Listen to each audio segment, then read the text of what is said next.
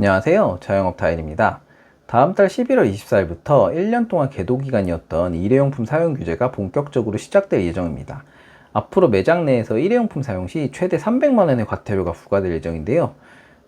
요즘 장사도 잘 안 되는데 진짜 이런 것까지 신경 써야 되는 게 정말 스트레스가 아닐 수 없습니다. 먼저 내려온 공문을 통해서 규제 내용을 자세히 한번 살펴보겠습니다.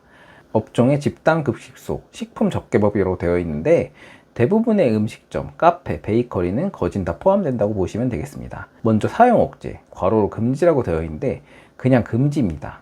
왜 사용 억제라고 써놨는지. 금지되는 품목에는 일회용 종이컵, 나무젓가락, 이쑤시개, 수저, 포크, 나이프, 비닐 식탁보, 플라스틱 빨대, 젓는 막대 이렇게 되어 있는데요. 웬만한 일회용품은 이제 전부 다 사용 금지입니다.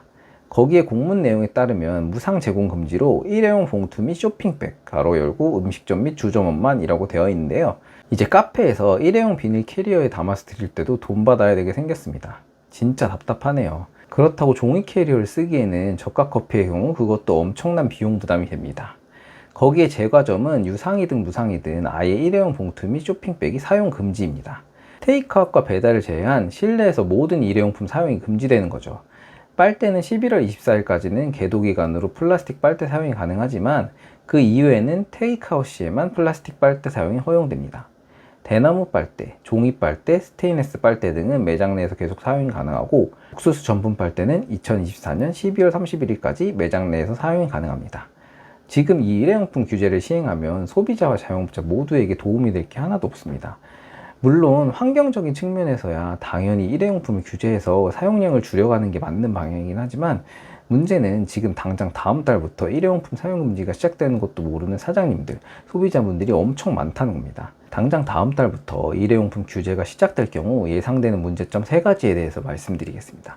먼저 첫 번째, 제대로 된 규제 적용 시기가 홍보가 안 되었습니다. 일단 당장 다음 달부터 일회용품 사용 금지가 시행된다는 걸 대다수 소비자들이 모르고 있다는 게 문제입니다. 심지어 사장님들도 아직 모르시는 분들이 많고요. 이렇게 홍보가 제대로 되지 않고 11월에 단속이 바로 시작될 경우 손님들의 반발이 나오는 건 당연할 겁니다.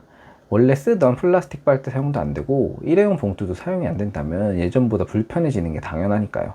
거기에 단속에 걸릴 경우 손님이 과태료를 내는 게 아닌 업장의 과태료가 나오기 때문에 가게 입장에서는 지키지 않는 손님들에게 직접 가서 이야기할 수밖에 없습니다. 예전에 편의점 봉투값 무조건 받아야 된다고 할 때도 손님들이 갑자기 봉투값 왜 받냐고 물어보면 봉투값이 법으로 무조건 받아야 저희가 과태료를 안 냅니다 라고 얘기해도 그러면 나 물건 안 산다고 고른 물건 그냥 계산대에 올려놓고 나가는 손님들이 엄청 많았습니다. 물론 지금은 편의점에서 물건 사면서 봉투값 내는 게 어느 정도 정착이 되었지만 몇 년이 지난 지금까지도 아직까지 봉투값으로 인한 분쟁이 일어나고 있습니다. 3주 전 뉴스에서 봉투값 50원이라고 얘기한 편의점 직원 말에 소주병을 들고 위협한 사건도 뉴스에 나왔고요. 이러한 사태가 또다시 음식점이나 카페에서 재현될 수 있다는 겁니다. 그리고 두 번째, 자영업자 비용 및 소비자 불편 증가입니다. 환경을 지키고 보호하기 위해서는 일회용품 사용을 줄여야 한다는 건 누구나 아는 사실일 겁니다. 문제는 친환경 용품들은 기존 용품들보다 가격이 다 비싸다는 겁니다. 빨대의 경우 기존 플라스틱 빨대보다 종이 빨대가 최소 2.5배에서 최대 4배 가까이 비싸고 생분해 봉투나 종이 캐리어의 경우도 당연히 일반 비닐봉투보다 가격이 훨씬 비쌉니다.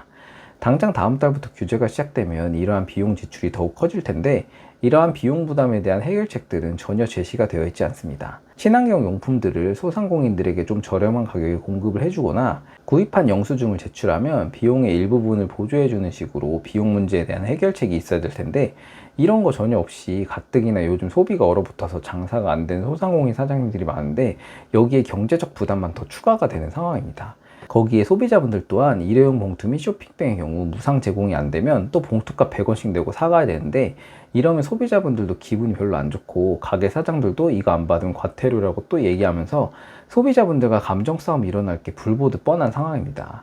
또 종이빨대의 경우 먹다가 좀 놔두면 풀어지고 흐물흐물해지는 등 음료수를 먹을 때도 소비자분들이 불편을 느끼게 되는 경우도 많습니다. 이러한 예상되는 부작용을 좀 완화시킬 수 있는 해결책을 좀 같이 제시해 줬으면 좋겠습니다. 그리고 식당에서 일회용 나무젓가락 수저 쓰는 데는 대부분 바쁜 가게들이 많은데 손님들도 위생상 일회용을 선호하는 경우도 많이 있고 설거지거리가 늘어나면 또 인력을 추가로 채용해야 돼서 인건비가 더 올라가게 됩니다.